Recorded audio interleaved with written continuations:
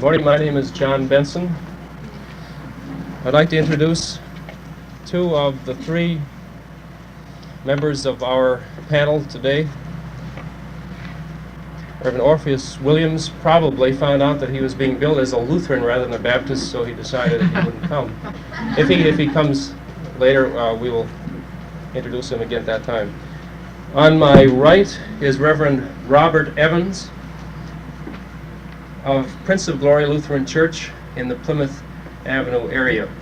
On my left is Reverend Rollie Robinson, a Methodist, Calvary Methodist Church in the same area. I've asked each of them to lead off with a brief statement, and as they are speaking, you might respond to something that they say, or you might want to ask them something about their work, or you may have a question of long-standing about the general subject of racism in the church. So after they are finished, we'll open up the floor to questions from you. First of all, let me call on Pastor Evans. Thank you, John. Racism is a kind of frightening word, but I think it's a very subtle word.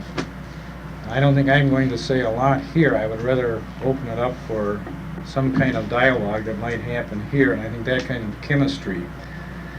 But I was on Nicollet Avenue 2 days ago, and I saw the Naga there. If you know who the Naga is, you see him on TV, but a great big guy in a Naga suit, and all of the little kids were scared stiff, and this guy was, walking down Nicollet Avenue, a kind of advertisement. And I got the idea that most people have this image of racism, that the racist is a guy who has horns and a forked tail and is a terrible kind of guy that speaks out violently against black people and so forth. But and I think this is a cop-out in terms of our understanding of what racism really is. I think racism is very subtle. I think it's a part of all of us, of the white community. I am convinced that we are saturated with a sense of superiority, and even a lot, I think, that goes on in the church today and in our white society in behalf of minority groups is a kind of expression of this subtle racism that we have. Typical example, I was at a meeting yesterday, and again on Nicollet Avenue, we had some delegates at a meeting who came in from New York. They stayed at the Nicollet. There are also a lot of Presbyterians in town, and we were handed a tract by someone. I don't know if he was a Presbyterian or not, but it was a pitch in behalf of integration on a religious level. And there were a series of pictures. I wish I had the thing here, but in every picture there was a white man helping a black man, even to the point where he gave him a blood transfusion. And the idea was they are as good as we are. And it was really a racist kind of position, which literally assumed a paternalism, a kind of benevolent love from the second story window, as I would call it. And what came out really was meant to be a very positive thing, and yet some of our black people who were there, a man from Chicago, said this is a racist tract. And I think this thing becomes extremely subtle. I don't think our task today is to prove that there is racism in the church. I think historically it has been there, not because of the church, I think, but in spite of it. And you may want to get into the historical background. I know Dr. Torstensen here has made some interesting studies of what has happened in the church. 2 sets of baptismal orders of service, one for white people and one for black people, because you have to be careful when you talk about in baptism, setting a person free. I don't think the point here today is to belabor the point of the historical church. and to argue whether or not racism has been there. That's like discussing whether or not they're Eskimos in Alaska or not. That's obvious, and I would hope to think that our task today is to try and say, what do we do about the overt racism that exists in the church, and also the very subtle kind that permeates me and you and white society. And how do we get at this? It's not like taking the speck out of the eye through a little exercise of doing something good for black people or confession, but I think it's maybe for us, it's our thorn in the flesh that we're going to have to live with, we're going to have to work at constantly, daily. I think we're going to have to be sensitive to the fact that our culture, our white society, is in fact saturated with a tendency of white racism. I think it calls for real honesty, and particularly in a church where we have the principle, we have the philosophy, we have the power, I think, to overcome this.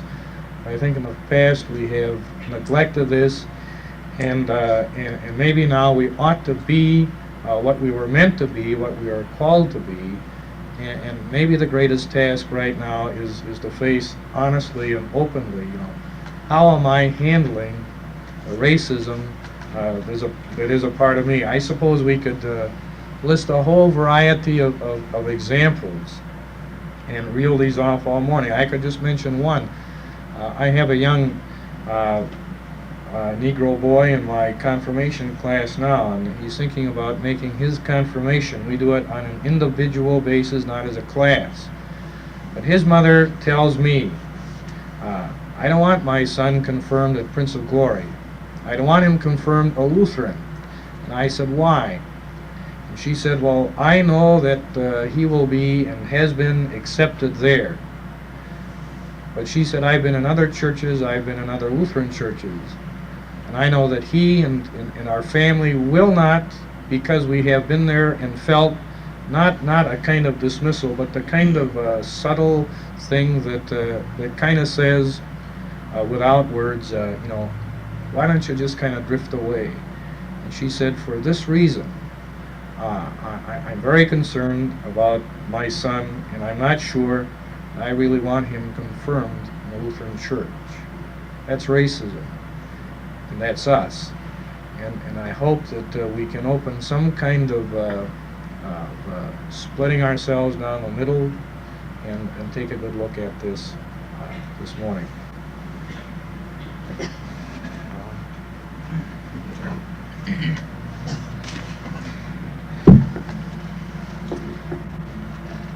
Last Sunday, I was confronted by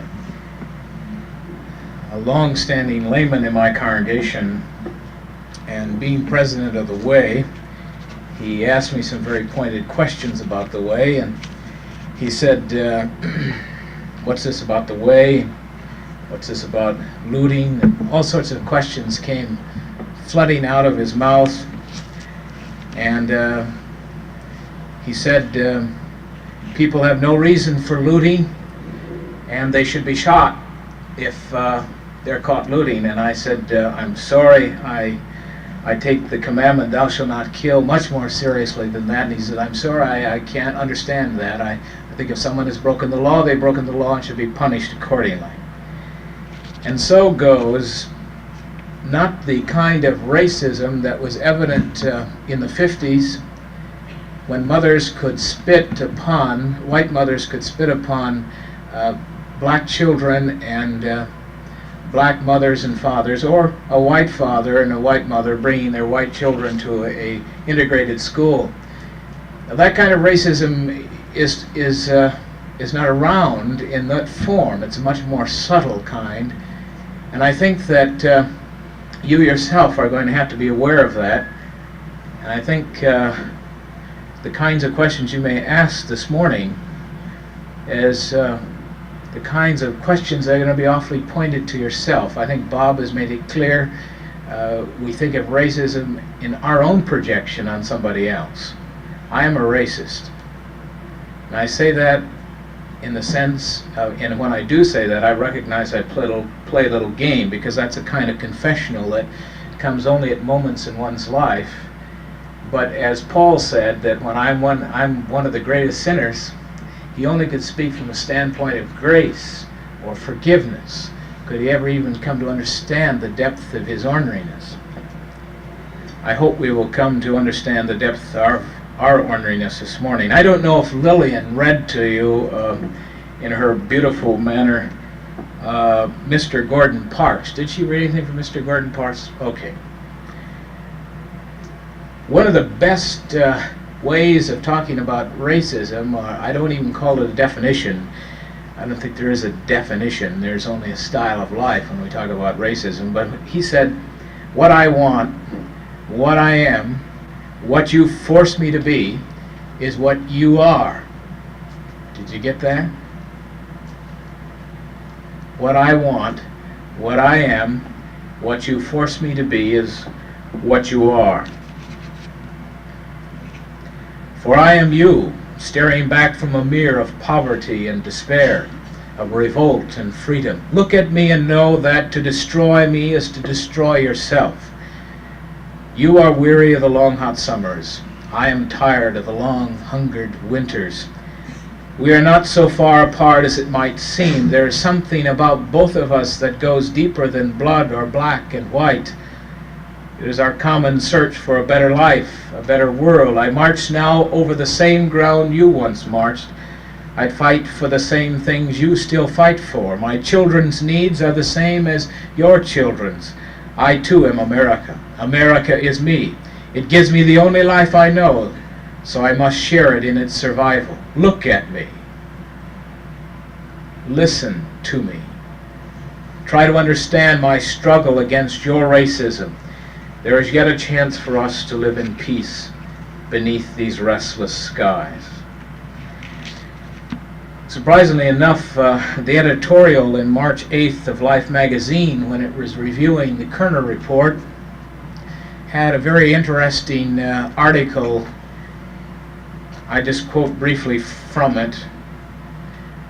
What the Kerner report accomplishes ultimately is the destruction of a litany of comfortable assumptions long held by white Americans, namely that bigotry is an exclusively Southern infection, that Negroes have been held down by poverty, not racism, that hard work and good luck will bring success for anyone, that some outside force is responsible for urban uprisings, that Negroes have the same opportunities as other American minorities, and most basic of all, the report questions the assumption that we are fundamentally a decent and humane people.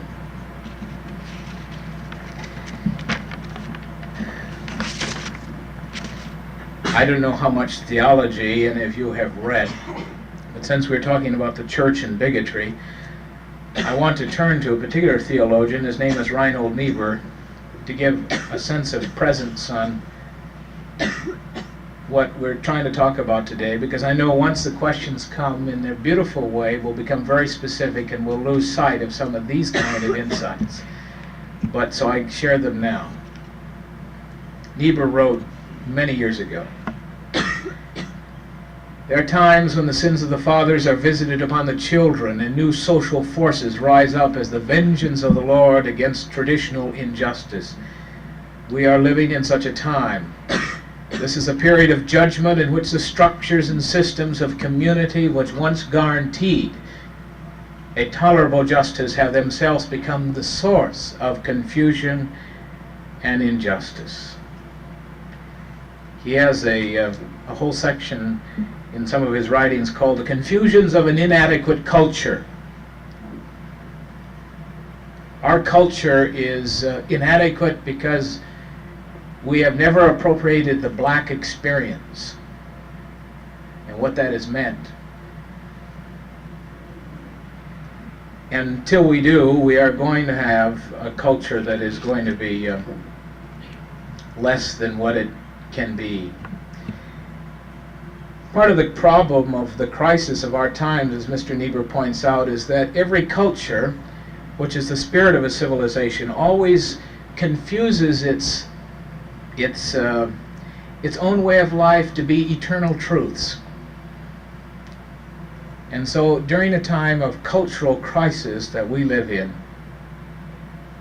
life comes to very close to meaninglessness, because the ideas that a culture once regarded as eternal are actually being destroyed in the crisis.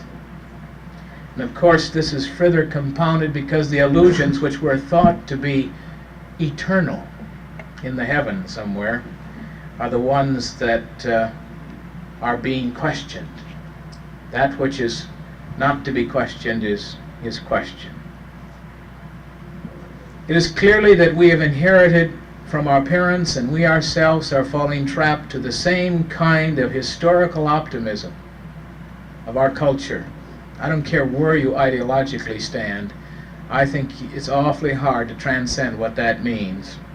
The historical optimism failed to measure the full dimension of the human spirit and its historical achievements. It never radically took seriously the matter of human freedom.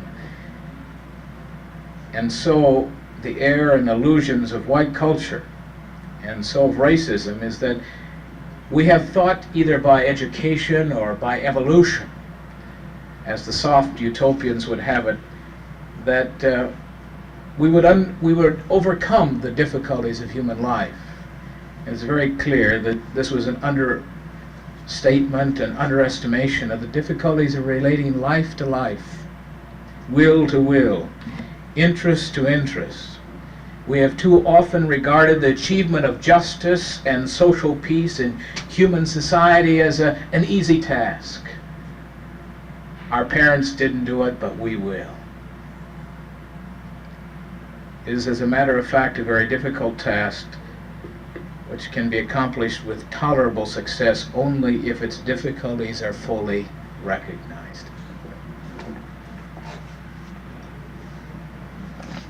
Thank you very much. Let us entertain questions from you immediately.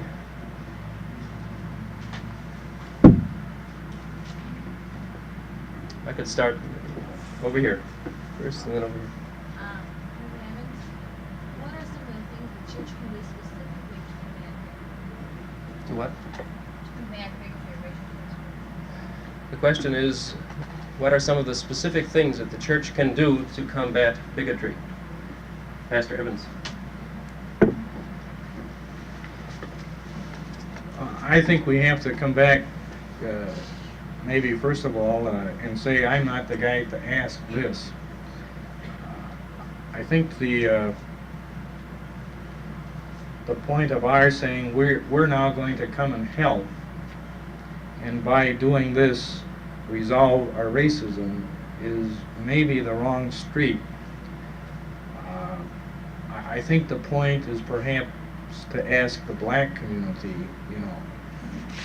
how can we help, or what can we do? In a sense, for you to ask me, it's somewhat like the blind, leading the blind, and I admit that. I do think there are some things we have to straighten out in terms of the basic position of the church, its theological and biblical understanding of man.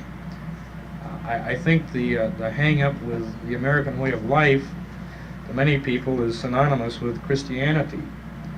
And the measure of a man in that context is according to how he produces. I am worthy because I produce. And if you meet two men and one's a doctor and the other's a garbage collector, you make some kind of status, symbolism in your mind in terms of the worth of these two people.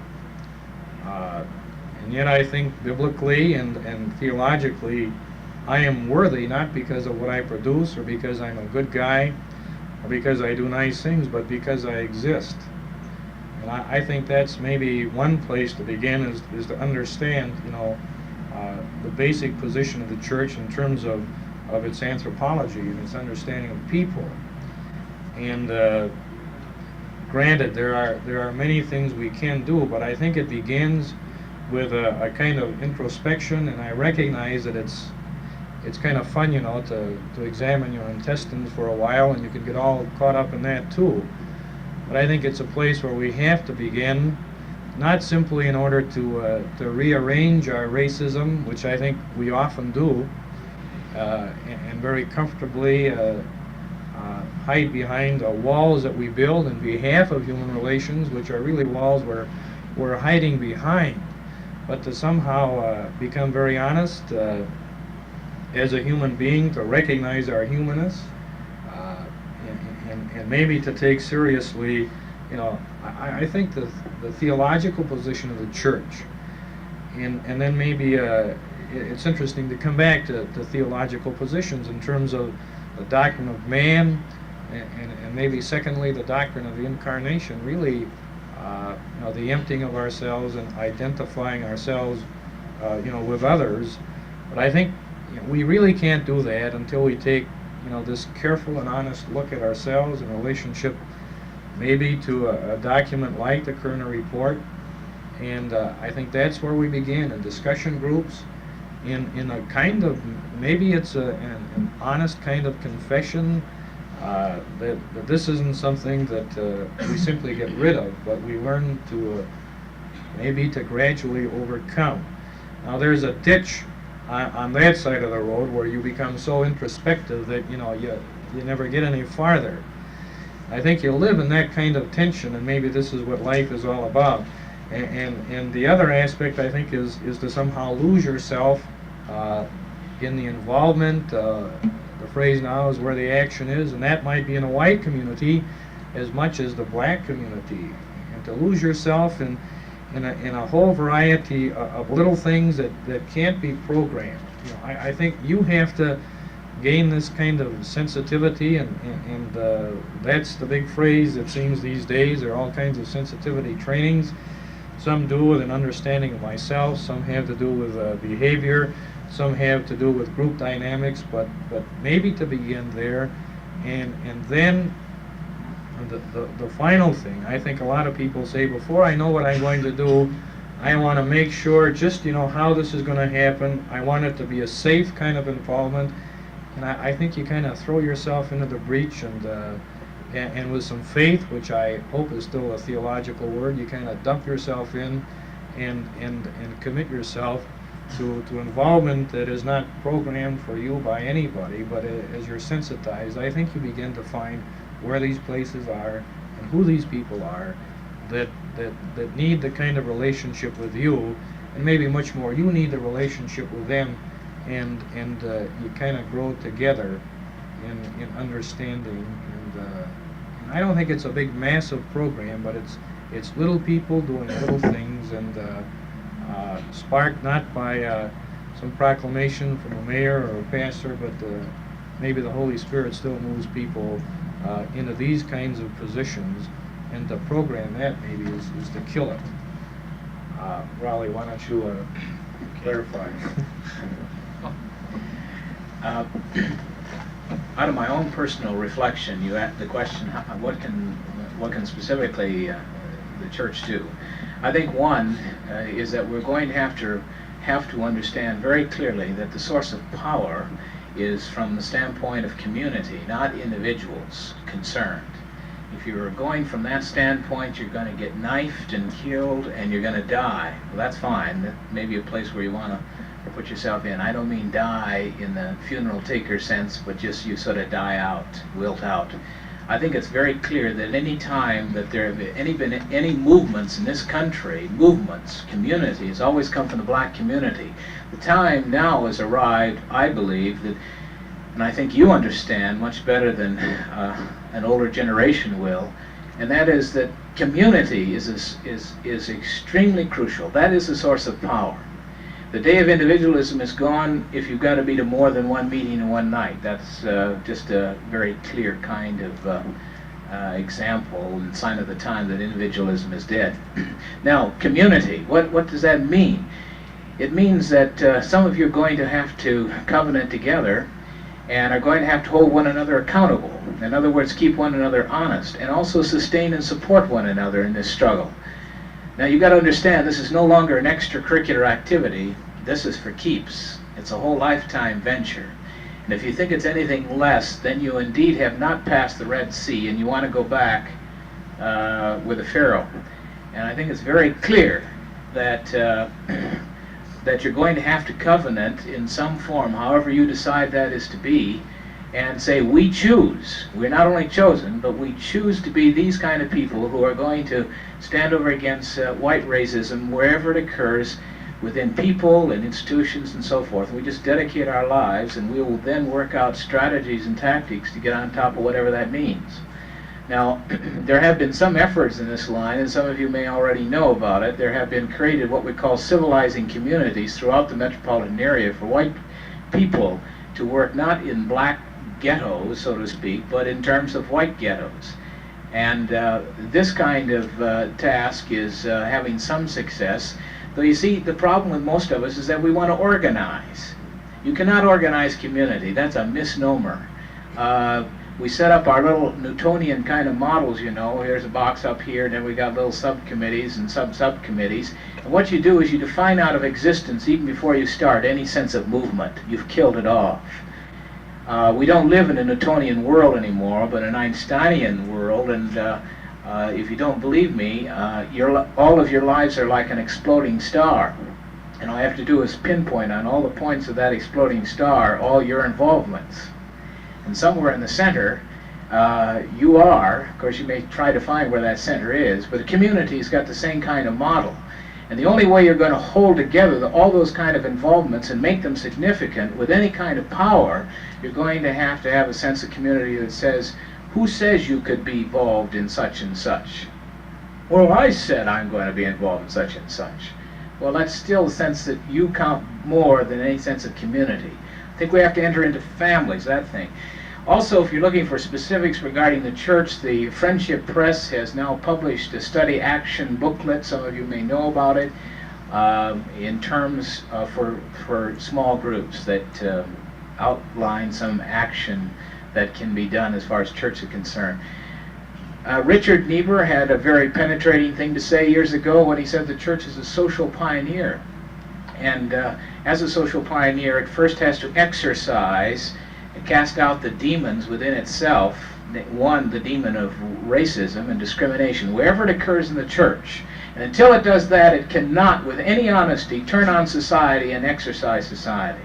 I'm part of a Methodist church that has been segregated for many years. And we have over 1 million black Christians in the Methodist church that have always been part of a sort of a church within a church. And the Methodists have not taken this seriously enough, and I'm sure other churches have not either.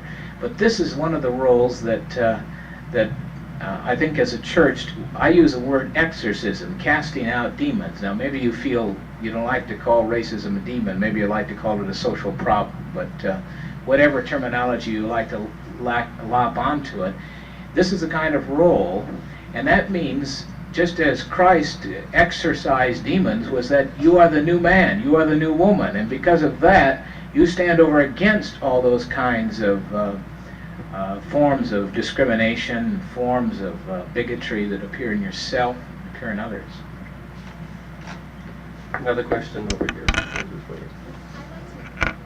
one of the aspects that I see as being wrong is that there's unawareness by people, and then they have the apathy to not become aware of the problem.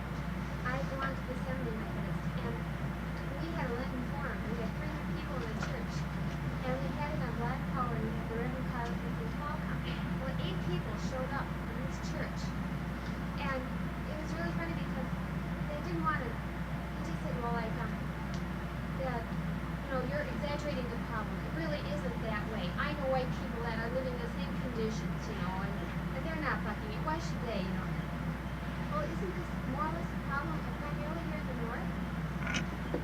The question has to do with the problem of apathy in the church. The example was given of a special meeting in a Methodist church of 300 members, and 8 showed up, and as I take it, those that did couldn't understand what the problem was. Who would like to speak first? I'll grab it. Let the Methodists speak first. Oh, I just had a comment first. He should really answer this. This would never happen in a Lutheran church. Right. There'd be six people instead of 8. Um, let's be aware of, so we don't fall into an idealistic bag. Sartre says there's only really three bags you can operate out of. One is an idealistic bag, and the second is a materialistic bag. And if you're deprived of idealism and materialism, then the only other bag you have is a revolutionary bag. And sometimes idealists think that they're revolutionaries. I state that because revolutionary would understand that he would not be surprised by that kind of turnout. I think the revolutionary is not concerned by talking to huge gobs of people and convincing them by his oratorical skill. He's a man who works in the shadows, and I think there are Christians who have to work in the shadows and work in terms of their local congregation. I think that there's a hidden remnant in every congregation, I'm sure, be it 8 Methodists or 16 Lutherans or whatever it is. And I think we have to be aware that, one, we do not fall into despair. You see the problem with idealism: when it gets frustrated, it falls into despair. Or you can even be a realist and you get pushed that too far and you become a cynic. Beware of your own deep sense of alienation. Be aware of that. In that sense, you share something very deep as young adults and as students with the black community, with black people. I think it's very easy to fall into that kind of despair. Now, don't be overly shocked when that happens. We've got to understand that history oftentimes catches people up. Yahweh didn't come down to these people and say, I got a 10-point program for you, and if you agree to my 10 points, I'll get you out. Undoubtedly, many people got caught up in the historical moment, and they moved out. They were just tired of laying down bricks. And I think that in that sense, a lot of them, for all kinds of reasons, joined. I think the thing is, you have to understand that there will only be a few who will really become part, as I said earlier, a community. But from there you can find many kinds of allies, people who say, well, you know, white people are decent people and so forth, and they'll join you in some tasks. Will you take that very seriously and swing with that and accomplish the kind of tolerable justice that has to be accomplished? And not be overly concerned by your successes and failures. In fact, no longer will you mark your life by that kind of pattern. Because if you did that, then Christ would be an utter failure. I think that our stance as Christians in this struggle is a victim-victor stance. You can play the victim, but you always know the victory is already won. In other words, you can throw and thrust your life anywhere you so choose. Even be used if necessary, because you stand, and the resources that inform your life are much deeper than that particular moment. Excuse me, joining us just now is Reverend Orpheus Williams from the Grace Immanuel Baptist Church. Now, if you look in your bulletin, I'm sorry that they put you down as a Lutheran. No.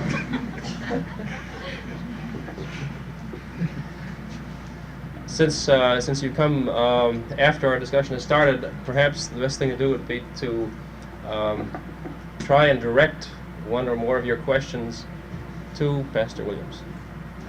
It seems to me that one of the most recent developments in the civil rights movement has been a goal of increasing the Negro's pride in his race and in his history.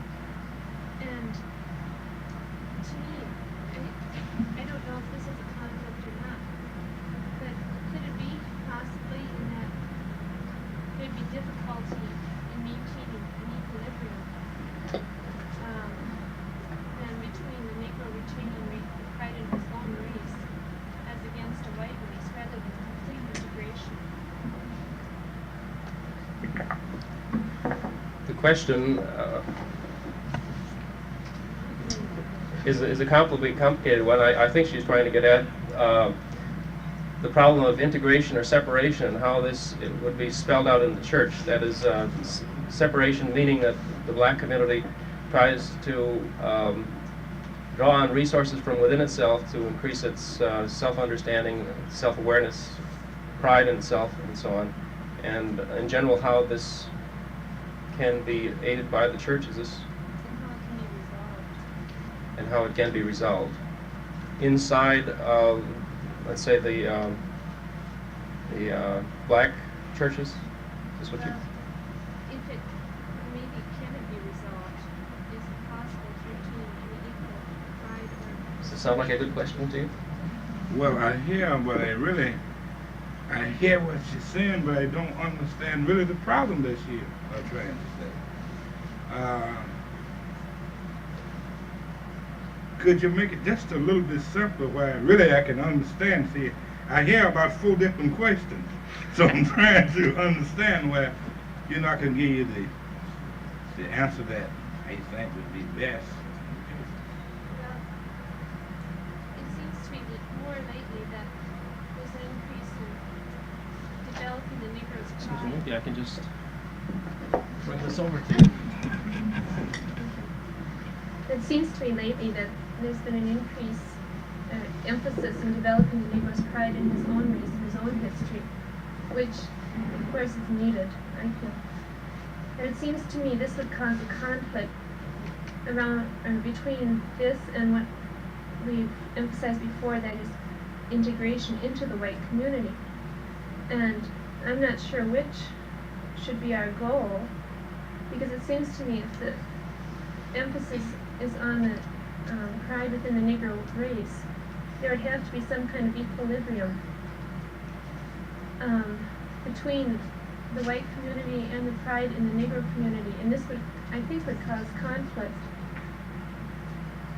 In other words, should it be a development toward integration, or should it be a development toward pride of the Negro of being himself?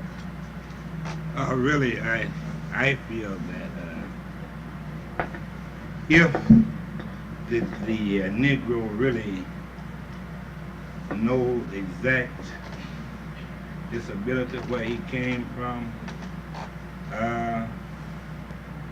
it would make it easier to work with him, truthfully. This is my feeling. After all, you must bear in your mind that you would take just a look at yourself and say, what do I want out of life? So the Negro, he takes a look at himself. What do he want? We talk about equal opportunities, free equalities. I think, again, that maybe you're speaking semi in terms when you say integration, intermarriage and so forth. If I'm hearing you right. If that's the term that you was slightly speaking on, again, I said that often I've said that what God joined together, let not man put asunder. What I'm trying to say, if this is what the two individuals want, then good luck. Always you have to bear in your mind, go back into your history. The Bible teaches from one blood come all. So when it all winds up, we are still brothers and sisters, whether it's accepted or not. I believe in human rights, and this would be do unto others you have when you do unto you. This is human rights. Whatever you would like to be done to you in any race, this also applies to black. He lacks that too. You lacks to be able to work or live wherever you choose. So does the black man. You wouldn't want him to come out in your community shooting, so he don't want it here. Because we are all human beings. You may not accept it, but we are all brothers and sisters, and we think somewhat alike. We don't think alike, but somewhat alike. Because, again, the system of teaching wasn't exact alike. All our life we had learned that we must understand you in order to survive. You didn't have to understand us to survive. Therefore, we really now are saying you should try to understand us. And working together, all of us, for one accord, I think it would solve the problem. Look at yourself, say, what do you want to do? What can you do? And what will you do? Do you really believe this, what you're trying to do? Sometimes you do things you don't do it because you believe it. You do it because he did it or she did it. But within yourself, examine yourself. Be fair to yourself. And whatever you attempt to do, be fair. And I think it would solve the problem. Did that answer your question? Let me see. I think one of the things that you said alluded to the fact that integration means an integration into a white society. This is not integration, this is assimilation. And I don't think the black community wants this. I mean, if you hit me on the head for 200 years, I probably don't want to become like you. And I think, again, this is one of the healthy tensions within the whole human relations struggle now, is a tension between, separate but equal and integration. And I think we have to understand that the black man is caught up in this tension too. I think this is positive and it's healthy, but we, here again, we can't judge this, we can't condemn this, we have to accept this. Again, it's a climate that we have created, and I think we have to understand the meaning of integration and recognize that this is not assimilation into our society. I think too often we assume that that's what integration really means. And I don't want to lose my culture at the expense of someone else, and I think that's an equal feeling of any people. I think the cry now is not for equality and a kind of sameness, but the chance to assert oneself as a person and as a culture and as a race, although I think that word is probably obsolete also. There's a human race, and maybe that's it. But the understanding and the hang-ups I think that we still have with the idea, the word, the concept of integration means different things to different people. And I think here again, to read, to study, to understand what some of these phrases mean that touch off, again, the racism that we have, integration, black power, interracial marriage has been mentioned. It automatically keys some of the deep feelings that we have, we like to pretend that we don't have, but they're there, and they come out and define for us a lot of these phrases that we kind of kick around today without understanding, what they really mean to us and to the rest of society. Back here, please. Yeah, I'll address my question to the what thoughts go through your mind when you're giving a sermon on love and brotherhood and getting together and all this, and people are smiling at you and you're smiling at them and everything's all fine, shake hands after the sermon or after a service and you can smile again. And as they go home towards their nice houses, you see a black lady walking down the street and all they say is, "I'm getting closer." What have you communicated to them? Rephrase the question while you're answering The it. question is, how does a white minister feel when you prepare a sermon on love and brotherhood and justice to a congregation, I assume, of white people, and they nod their heads and you smile at them and they smile back and they shake your hands, and then you go home, and then on their way home they see a black man, they say they're getting closer. Does that catch what you say? I have the same sense of phoniness that you have. I think that I'm in a congregation that has been going through confrontation between two cultures for about 10 years now.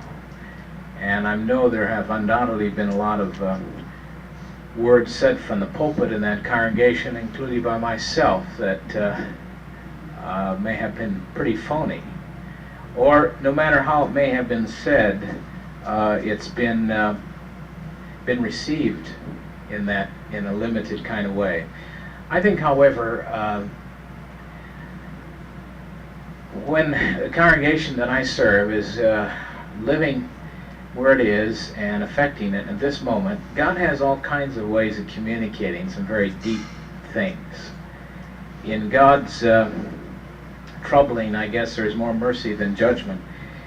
But what I'm trying to say is that I usually never have a frontal attack on the problem of race and really hit it obliquely and indirectly. And I find that there may be several Sundays nothing is said, and some of the people come up and say, I wish you would quit talking about the race problem. You know, there's some of the black people who come here and they don't want to hear about that. They don't want to hear. Well, of course, I go talk to my black brothers and they say, I wish you'd say a little bit more. I say that that as a minister, you are entrusted to speak a word, and that word brings freedom. But we got to understand as well that that word may not be received, and undoubtedly it has not been received. However, I find that if God gets frustrated in one way, He has a beautiful way. As a black man years ago talked about how God confronts man in the Adam and Eve story. And this was a black man sharing this story. He was saying that after Adam and Eve fall, you know, they cover their fronts with fig leaves, you know, covering. But God comes up from behind. Never underestimate God. God shall even use the wrath of man to praise Him.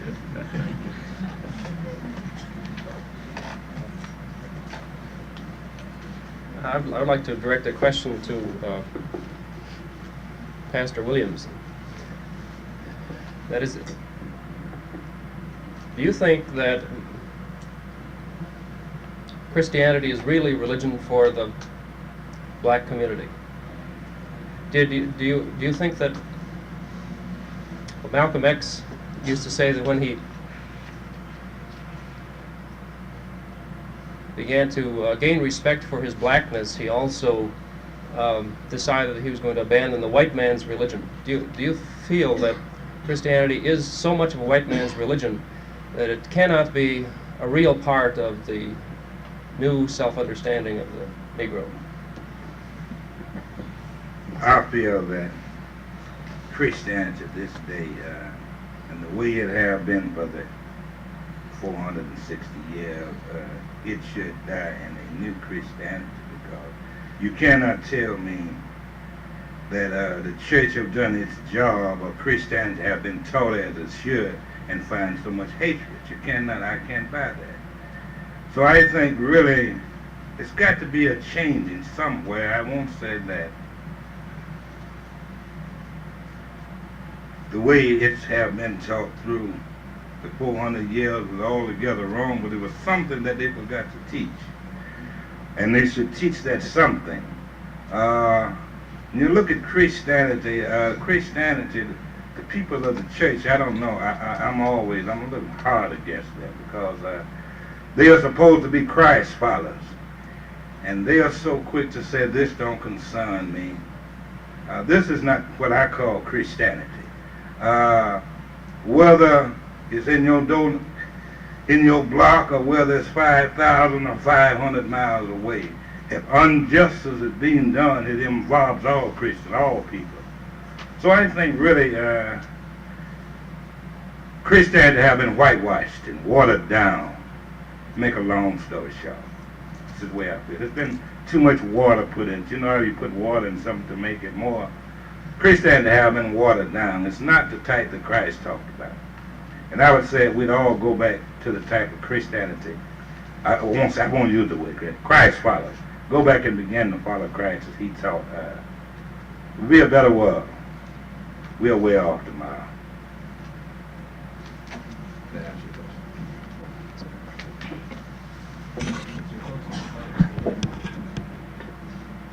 I'd like to direct my question to the Methodist minister. You talk about community and how individualism is dead, and you say that it has to be done now through community. Well, I mean, when you say community, just what do you imply? Community involves individuals who decided, to act in the same way. To the prime example of a wonderful, loving Mother Church. And like this summer, I was in Jersey City, and they had a Norwegian church, Lutheran church, in a changing neighborhood. And as the neighborhood started to change, they thought, oh, we'll be nice and wonderful and allow these Negroes to come into our church, our wonderful church. And so they did this, and it got to be that the Negroes are now up to 70%. And the old Norwegians, they couldn't stand this. Now, what kind of community action is this? We're a community, and we all should live and love together and work together. And, well, if individuals don't accept other individuals as on the same ground, that here we are, a group of individuals, and we all are doing this. Like, if, another example, you come into a church as a stranger, and you say, oh, we're the church, and we're glad to have you here, and you get a thank you note back from them for attending their church. And you got the coldest reception from the people who attended this church, and you wonder, that's not a church, they've totally failed. A church that says, we're a community of loving you, and we welcome you to our service as a visitor. And they don't. The people themselves, what's gone wrong? Where is your community? That if the individuals haven't striven to belong and partake and give of themselves to the community and to the stranger as they come into their community. I don't see any other Methodist ministers under the table. Strange that a Methodist minister would address himself on the question of community with our heightened sense of individualism. Christianity has never been it has never been one for individualism. Personal for persons, yes, but not for individuals. If you understand it for individuals, then somehow you just knock out what the church is. When you're baptized, you immediately become part of a body, and you are always part of that body no matter where you go. In that sense, there's a community. Even outside of the church, one of the encounters that we, even today, you're having people here, black people here primarily, not because you're particularly interested in them as a person, but because they are black people. And this is the time that okay, let me finish my point. And that is that we have to be aware that in this time we're meeting one another as groups and not as individuals in one sense. But going back to community and individualism, I mean to say that for me in Christianity, there's no such thing as individualism. As far as persons, part of a community, great. You're not satisfied. You mentioned the body, and you say that you're in a body. Well, how come there's so many lame dead cells in the body? Is what I want to know. They welcome you in, or just the church as a unit can say, we will do this, but the congregations will say, well, the church says we have to do it, therefore we have to do it, and we're doing it because the church says we have to do it. You want to state what you meant by that last part? I don't know if I can. I know what I mean, I just can't say it. The church, like the church council says, we will have an integration Sunday, or we will have a building fund. We have this thing going on at Holy Trinity. They're having a building fund, and they're going to build high-rise towers over there for the old folks. And the whole church, the church has decided on this, but you always get this one little faction that says, well, we'll do it, all right, because we have to do it, and there's no excuse, no way to get out of it. And it's just a general coldness you get from the church saying, welcome, glad to see you, and everybody in the church really couldn't give a hang if you're there or you're not. Just, oh, hey. Are you ever cold to anyone? I'm imagining. So, yeah, there's coldness in the church. There's the sense of duty that is misplaced, servanthood. There are all those kinds of things. If a Methodist may, I'd like to quote from Martin Luther about our kind of alienation and sense we have about the church, maybe. The church is a whore, but she's my mother. remember? Martin Luther.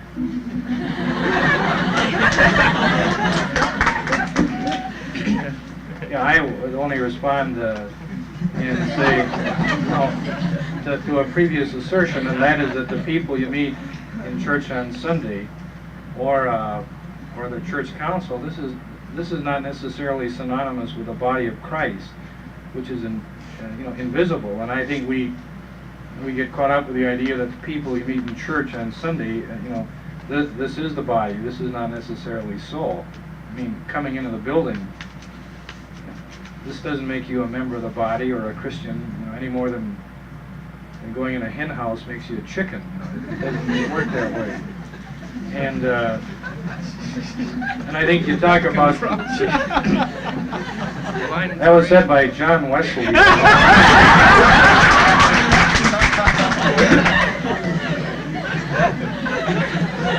But I could say the same thing about my reception here at Augsburg. You have official hosts here who are meant to be nice to the guests who come, and no one said hello to me or greeted me. And this is society today, the rat race, existence. That I don't think it's a desire on the part of you not wanting to meet me or people in church, wanting to meet you, but this is a kind of the unfortunate game we're involved in now, and it's very unchristian, really.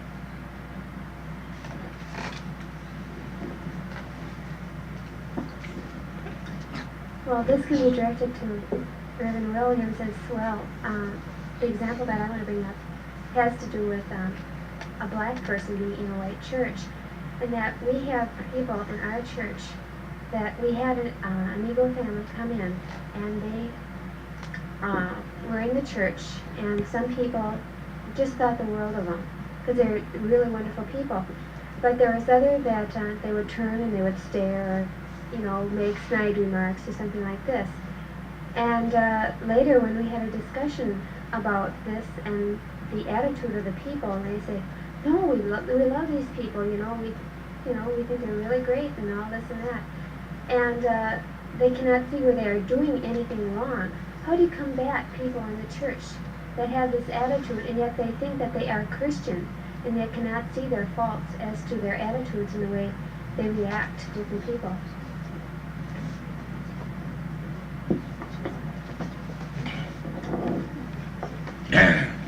Well, as you all just said a while ago, everyone that's in the church don't make them be a body of Christ.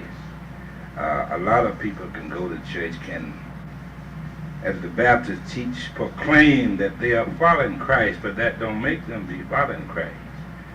I think really the best way to combat that is to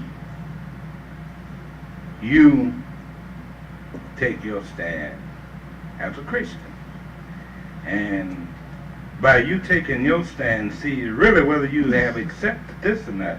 A Christian is nothing but a tool for God anyway.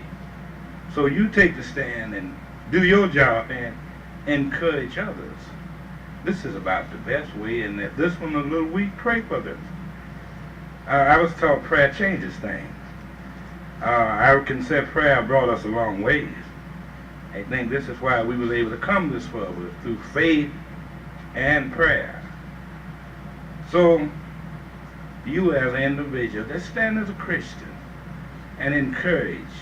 See, you really don't know the authority that's within your body with Christ until you begin to use them. And I also said if you use what you got, sometimes Christ will subsidize and give you a little more. So this would be one of the greatest things I could encourage you to do. Does that answer your question?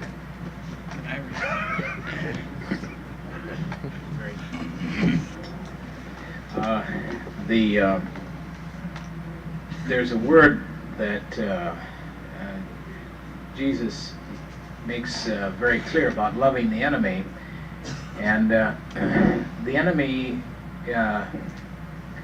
boy, I tell you, that's a real difficult one these days. Maybe your parents may be your enemies. It may be these white Christians that may be your enemies in this situation, where for them, you are the enemy and the kind of threat that you bring upon them. And I'm saying that you must love them. And as Reverend Williams said, pray for them. Pray without ceasing. There's a group of us from around the metropolitan area which have organized an Interfaith Emergency Council that if a human disaster blows, the church can become present to that disaster.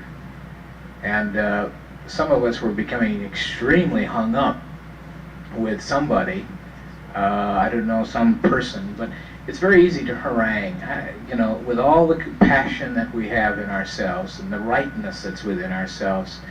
And at the same, someone said, well, why don't you just pray for them? Now, I think if you ever had to pray for an enemy, I think then you really are tasting something about what prayer means.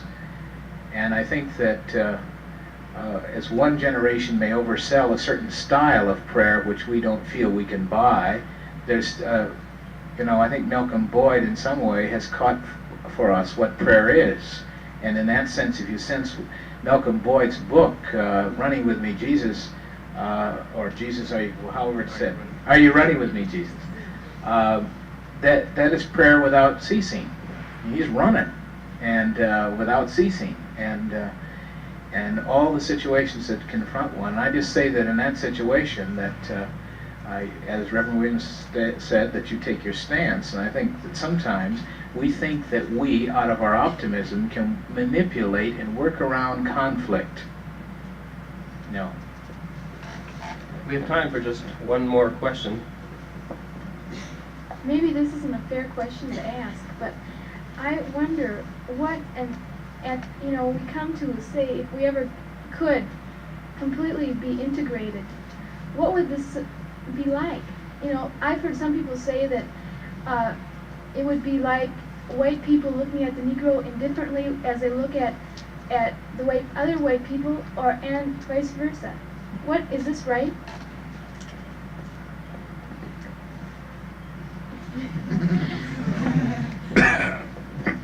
Like no one wants this one, I don't know. Truthfully, if we would ever be integrated in love, I would say it would be a happy world. But integrated because society says so, we would still be in trouble, because that little chaos would still be there. But if it was integrated in love, then everybody would be happy.